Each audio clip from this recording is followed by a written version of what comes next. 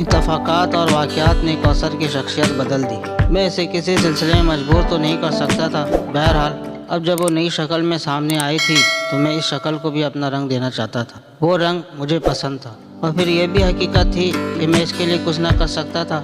میں تو خود ہی ٹوٹا ہوا انسان تھا۔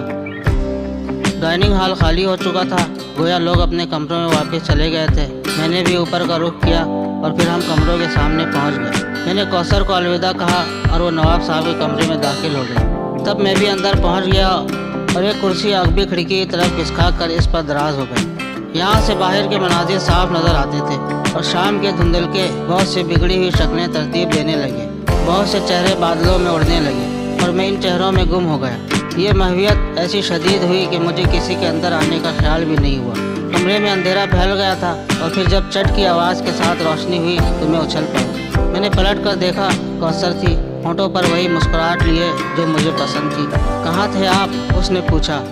کہیں نہیں کوثر، مجھے ماضی کے خواب پسند نہیں ہیں، آئندہ نہیں دیکھوں گا، میں نے مجرمانہ انداز میں کہا۔ ارے میرا یہ مطلب تو نہیں تھا، کوثر جلدی سے بولی اور پھر دوسری طرف رخ کر کے کہنے لگی، آئیے، آپ کو ابو جان بلا رہے ہیں۔ نہ جانے اس نے کون سے جذبات چھپانے کے لیے رخ بدل لیا تھا۔ اوہ چلیے، میں نے کہا اور اس کے ساتھ باہر نکل آئے۔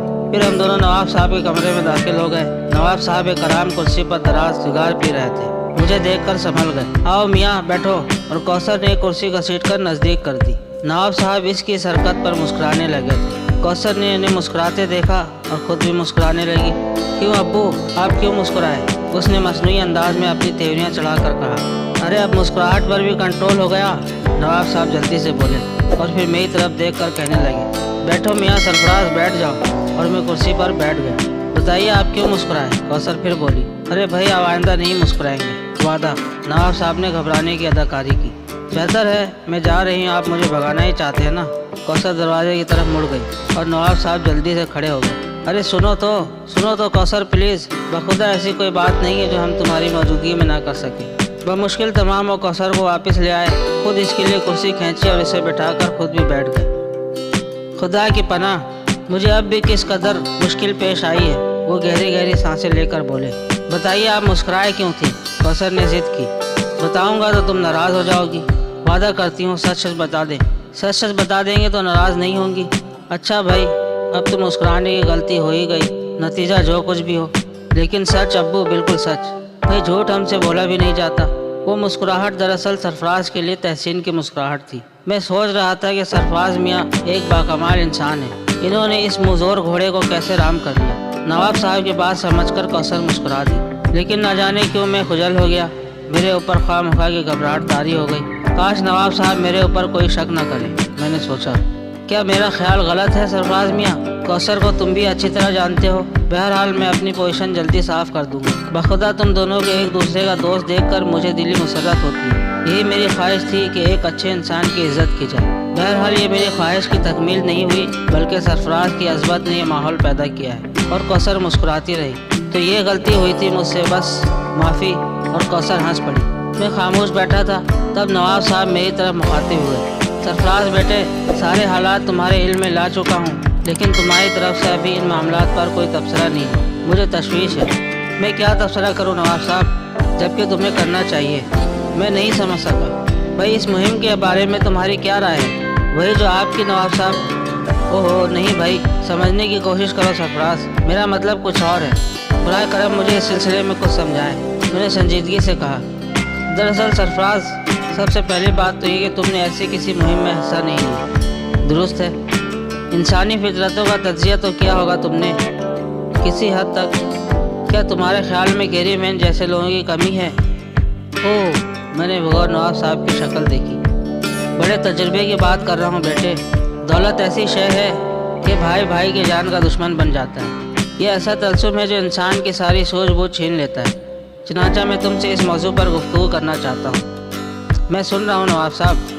ان میں سے ایک شخص قابل اعتماد ہے، کسی پر بھی شک نہیں کیا جا سکتا، لیکن اس وقت تک جب تک ہیرو کی طلسمی جھلک ان پر اثر انداز نہ ہو، اس کے بعد نہیں کہا جا سکتا کہ کیا ہوں گے۔ جی، میں آہستہ سے بولا۔ میرے بچوں، میں کوثر سے اور تم سے مخاطب ہوں۔ میں نے زندگی میں کچھ تجربات حاصل کیے ہیں، ان کے تحت میں کہہ رہا ہوں، مجھے سرفراز پر اس طرح اعتماد ہے جیسے اپنی ذات پر۔ اس کی وضاحت میں نے ضروری سمجھی ہے تاکہ یہ حساس نوجوان کسی غلط فہمی کا شکار نہ ہو جائے، اور اس کے ساتھ ہی سرفراز ایک نصیحت بھی کرنا چاہتا ہوں۔ جی، میں نے آہستہ سے کہا، اس وقت تک جب تک ہیرو کا کوئی بڑا ذخیرہ ہمارے ہاتھ نہ لگ جائے تم ان سب پر پورا بھروسہ کر سکتے ہو، اور جب ہیرے ہمارے درمیان آ جائیں تو ایک ایک سے چوکنا رہنا۔ انسان کی فطرت کا اندازہ تم اسی بات سے کر لو، میں ان کا دوست ہونے کا دعویٰ کرتا رہا ہوں۔ ممکن ہے ان میں سے کسی کے دل میں برائی نہ آئے، لیکن میں ان کے بارے میں برے انداز سے سوچ رہا ہوں۔ میں سمجھ رہا ہوں نواب صاحب، اس پوری مہم میں تمہارا ایک انوکھا کردار رہے گا۔ بظاہر میں خصوصی طور پہ تمہیں منظر عام پر نہیں لاؤں گا تاکہ لوگ خصوصی طور پر تمہاری طرف متوجہ نہ ہوں اور تم سے خطرہ نہ محسوس کرنے لگیں، لیکن تم اپنے طور پر پوری طرح تیار رہو گے۔ ہاں، تمہارے اوپر کوئی پابندی بھی نہیں ہے، کسی ضرورت پر تم اپنی صلاحیتیں آزما سکتے ہو۔ جی، میں نے آہستہ سے کہا، بس اس وقت اسی لیے تکلیف دی تھی۔ جوزونو کرنل ڈکسن کا بزنس پارٹنر ہے، ممکن ہے کل تک یا زیادہ سے زیادہ پرسوں تک وہ ہماری روانگی کا بندوبست کر دے گا اور پھر ہم افریقہ کے پراسرار خطوں کی طرف چل پڑیں گے۔ کیا سیاہ فام مزدوروں کو بھی بھرتی کیا جائے گا؟ میرا خیال ہے اس بار اس کی ضرورت نہیں ہے کیونکہ مردوں کی تعداد کافی ہے۔ بہرحال تمہاری کیا رائے ہے؟